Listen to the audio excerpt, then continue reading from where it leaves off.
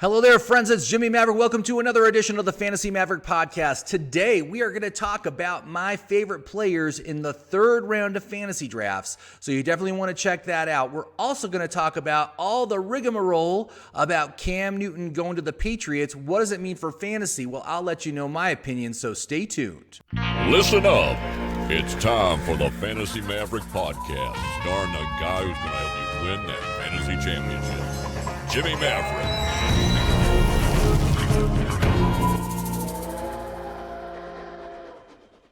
Hello there, friends. It's Jimmy Maverick, and welcome to another edition of the Fantasy Maverick podcast coming at you from Santa Fe, New Mexico.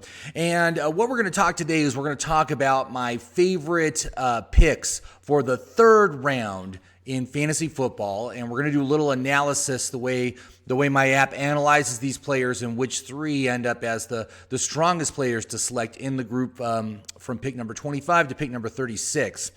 But before we get to that, I want to talk about the big news of the week, right? The big news is Cam Newton signed with the Patriots, and everybody's losing their freaking mind.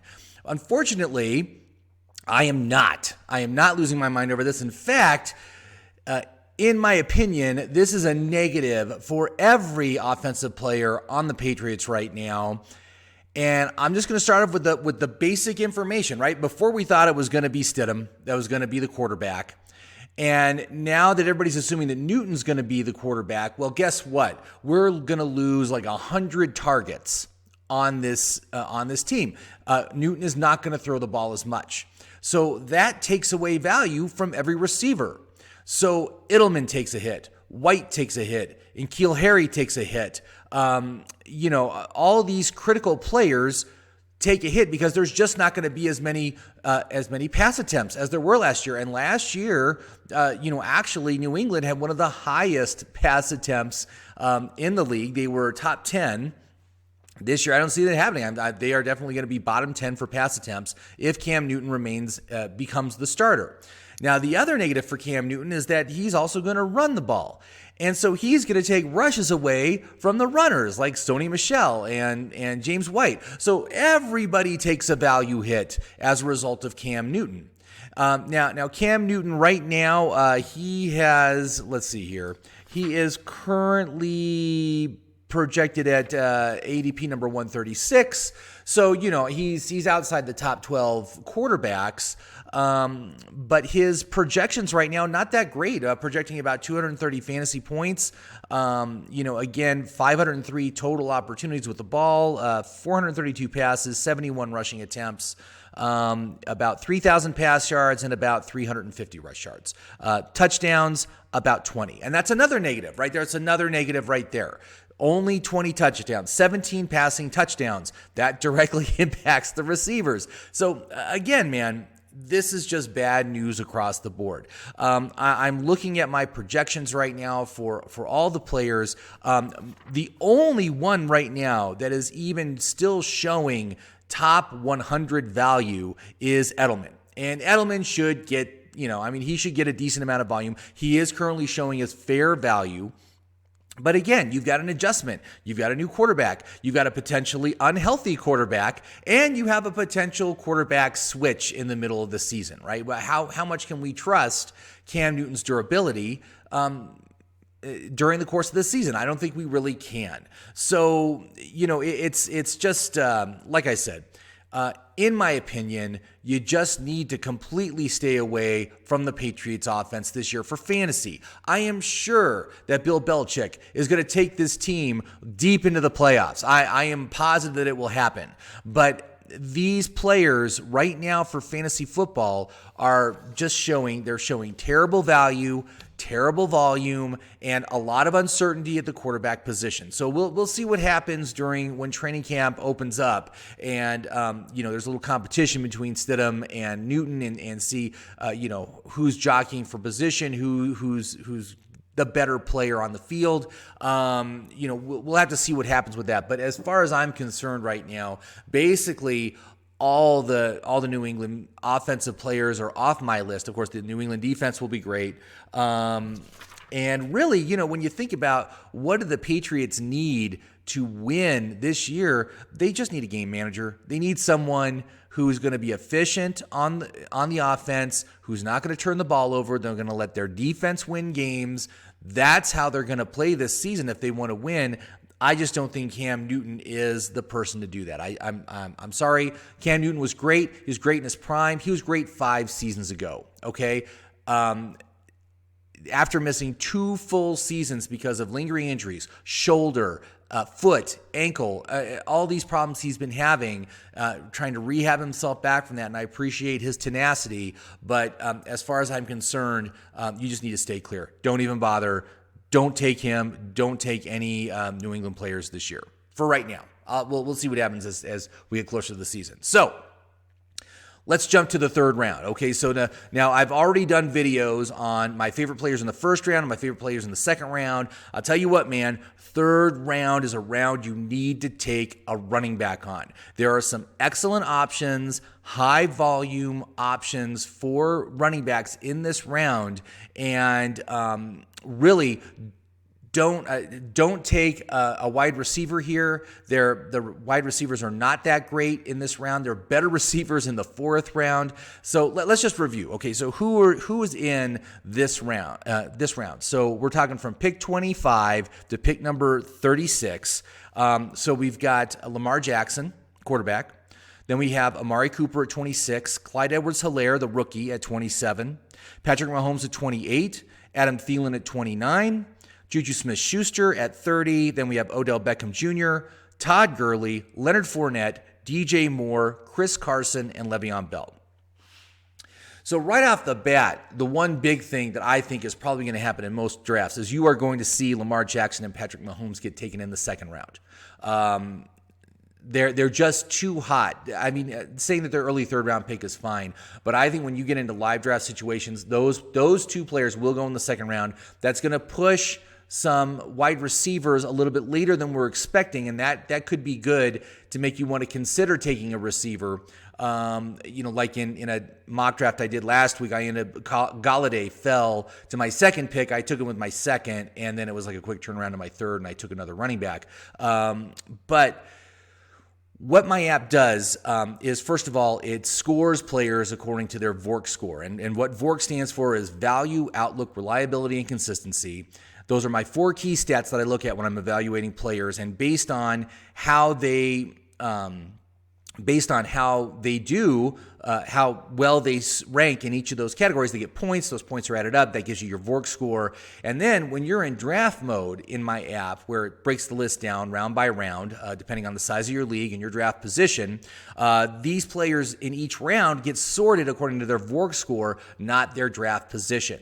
So when you're in there and you look at it, you just concentrate on players at the top of the list in each round. Those are the best players to have. And that's where I'm rating these players, and that's how I'm getting these numbers. So let's just count it down, and we will go from my 3rd favorite down to my very favorite. So let's start with my 3rd favorite, and in this case, it is Leonard Fournette, who, again, total workhorse for this team.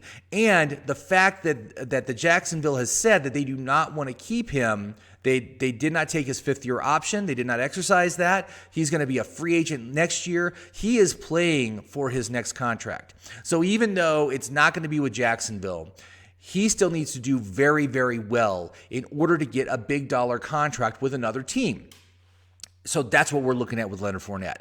And again, the volume is going to be huge. There's really not, there's no other RB1s which are going to be able to take carries away from him in any significant degree. Now, I think that his total workload will be less this year than it was last year. Last year was massive. He had 365 touches and targets. He ended up with 221 fantasy points in half-point PPR. He had 1,152 yards on the ground. He had 522 yards through the air, only 3 touchdowns. And that's the thing that really killed his value last year. The volume was massive. The touchdowns were not. This year, will there be a bounce back in his touchdown total? And I say there will be. So I am projecting 6 touchdowns for him, along with about 900 yards on 217 carries, 55 completions for 395 yards. So he's still going to have basically just at 300 touches and targets for this year. For a third-round player, that is fantastic. And so, again, he scores very, very well. On my app, he is currently scoring 64 VORC points. His value rank is 26th, and he's going at ADP number 33. So you're getting positive value there. He's undervalued relative to his draft position. That contract year that he has gives him a 5-star outlook for the upcoming season. So that's awesome.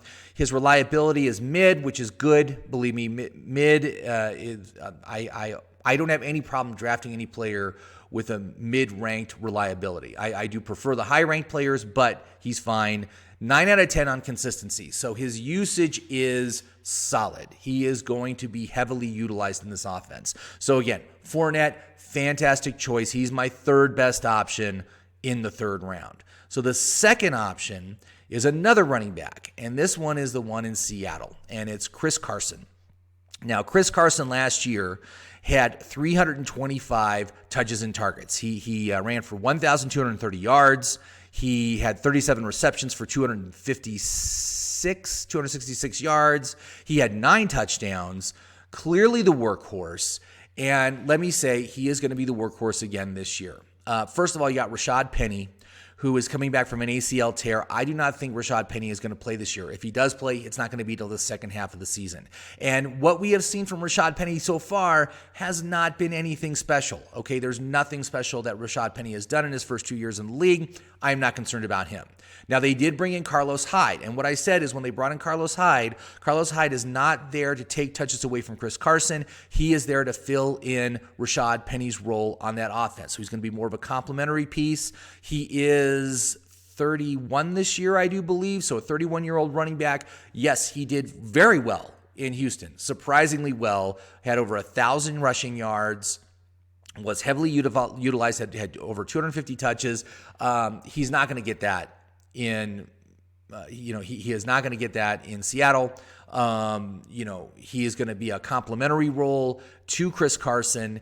And, like I said, the only way that Carlos Hyde gets a significant role is if Chris Carson gets injured. Now, obviously with Chris Carson, injury is an issue. Now, it's not as bad as most people think. He has not missed, let's see here. Well, in 2017, yes, he missed most of the season. But for 2018 and 2019, he basically played every game. So he has been done very well the past 2 seasons.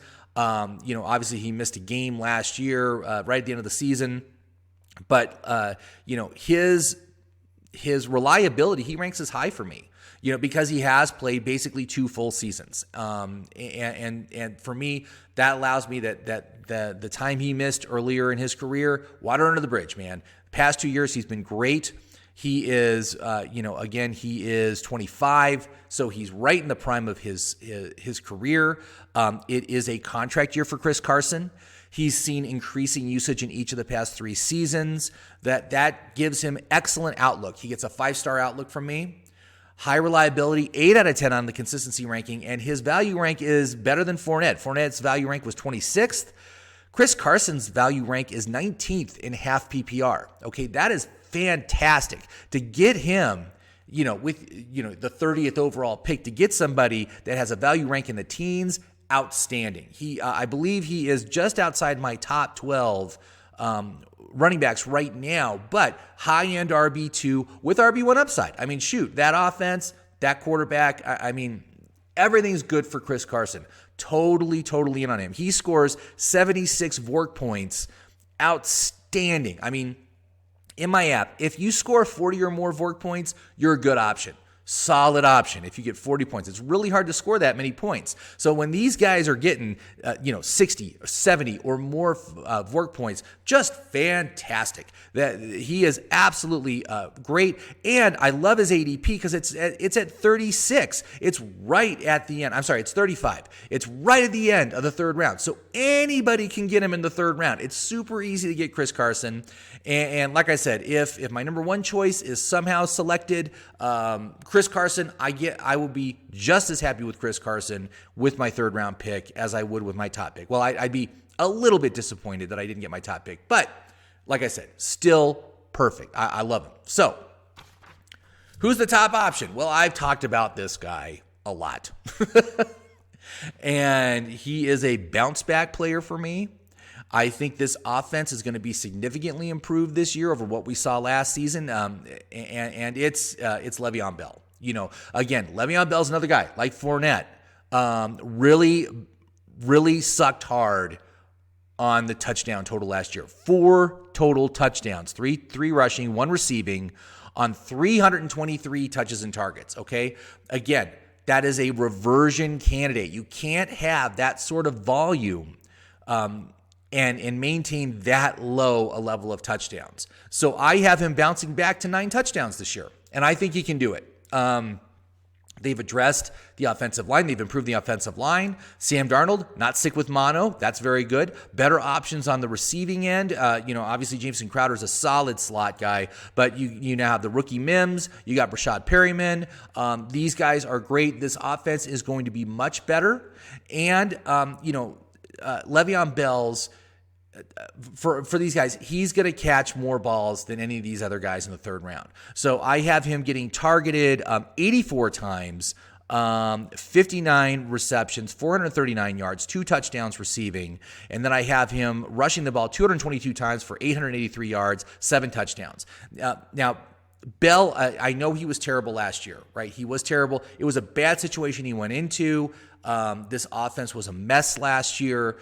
I understand all that, but you can't deny the volume. Who else is on this team? Well, it's Frank Gore, who's like 39,000 years old at this point. I don't know. It's 36. He's 36 years old. You've also got a rookie. You got P. Ryan there, the rookie that was drafted this season, like in the 4th round. These guys are not going to be able to take touches away from Le'Veon Bell. He is the workhorse. He is earning $13 million a year or whatever he's earning on his contract. They're going to make sure they squeeze every dollar out of him this year. Do not worry about his usage. His usage is more solid than either of these other 2 players I mentioned. And again, 5-star outlook for this year. 5-star outlook. His reliability, obviously, he takes a hit on the reliability because he took 2018 off. He didn't play at all in 2018. So he gets a mid-reliability. He did play every game last year. He played all 16 games. Consistency, 9 out of 10. Value rank, the value rank is the key here. This is why he is such a value. And the fact that he's going at pick number 36, right at the end of the 3rd round, meaning that it's super easy to get him in the 3rd round. It's no problem. No matter where you pick in the 3rd round, you should be able to get him. Value rank is 10th overall. This guy is a low-end RB1 that you can get in the 3rd round on your team with solid workhorse load of both rushing and catching balls. So it doesn't matter if the Jets fall behind. He is still going to be involved in this offense. Again, the only thing I can say that's negative about Le'Veon Bell is the coach, and I hate the Jets coach. I hate Adam Gase. He's the worst coach in the NFL, but I got to say, man, I can't pass up. I cannot pass up the opportunity. I cannot pass up the volume at this point in the draft. And he's going so late that he might actually fall to the 4th round. So if you end up like if you are a late 3rd, early 4th pick, if you want to gamble, you could totally gamble on a long shot that he would make it to you if you have an early 4th round pick. Get him in the 4th round, I would be just out of my mind. Again, this is the round. The 3rd round is the round to take a running back. There's a lot of workhorses here that are still available. And again, that's how you win fantasy football. Running back is the most important position. You got to load up. Like I said, I've been taking typically 4 of my first 5 picks have been running backs. And it's just because you need to load up on that position. You need the depth, but you also need the volume. These guys get you the volume. Now, what about those wide receivers? I mean, again, the wide receivers are just so darn problematic. Hold on, I got to find where's my cheat sheet? Where did I write it down?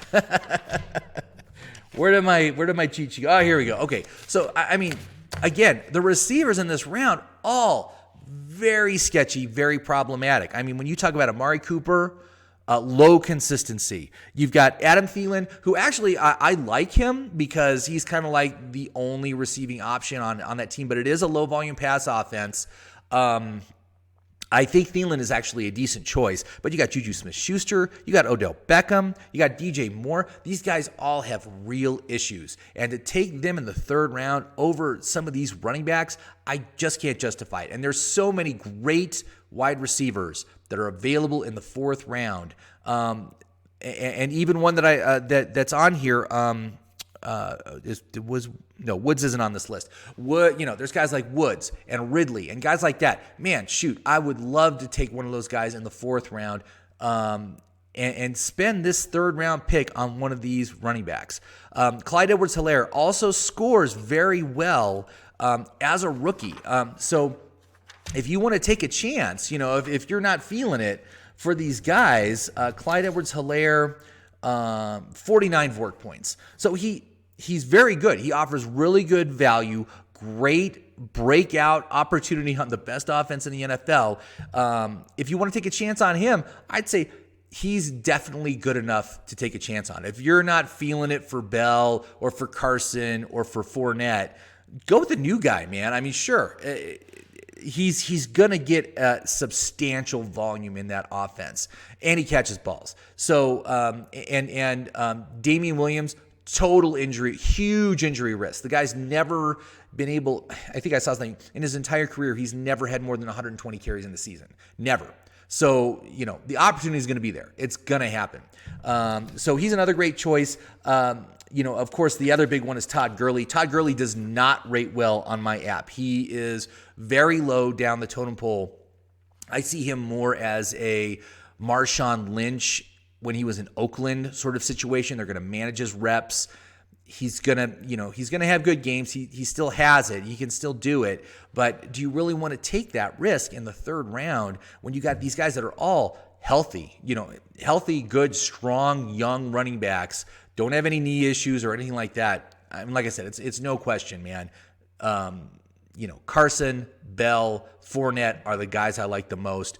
Edwards-Helaire, if you want to take a chance on a rookie, I think he's a good choice too. So that's it. That's it for the whole show today. Thank you very much for watching. I hope you enjoyed it. Please like and subscribe. Comment on the bottom if you got any questions about any of these players. I'd love to talk to you more about them. If you have any other questions, please let me know what date it is. Enjoy the rest of your week. Enjoy your holiday weekend. I will post again on Saturday. Probably do a mock draft there. But anyway, like I said, third round is for running backs. Take one of these running backs. Have a good day, everybody. We'll talk to you soon.